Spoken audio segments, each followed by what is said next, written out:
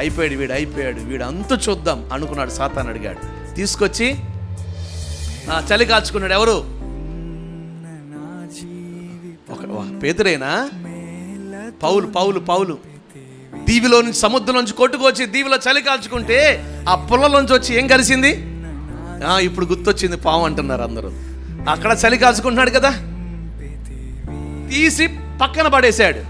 అందరూ చూస్తారు, ఈ చచ్చిపోతాడు ఈ బతకడు. ఎందుకంటే దీవిలోనే భయంకరమైన విషపాము అది. తీసి అక్కడ పక్కన పడేసి అంటాడు వాళ్ళందరితో, ఇదిగో దేవుడు నన్ను ఎందుకు కోరుకున్నా నాకు తెలుసు.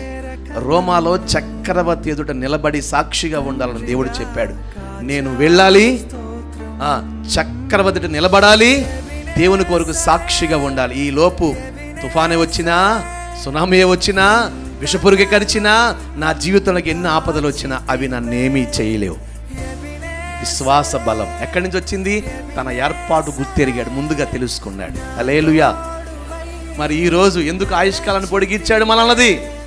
ఎందుకు దేవుడు ఇంకా మనల్ని క్షేమంగా ఉంచుతున్నాడు? మన పట్ల ఆయన ఏర్పాటు ఏమై ఉంది? మన ద్వారా ఆయన ఏం చేయించాలనుకుంటున్నాడు, ఏం జరిగించాలనుకుంటున్నాడు, అది గుర్తెరిగినప్పుడు మనకు విశ్వాస బలం ఉంటుంది. ఆ బలముతో ఈరోజు చెప్తున్నా కదా, మహాబలవంతులమై ఉందుముగాక. హల్లెలూయా.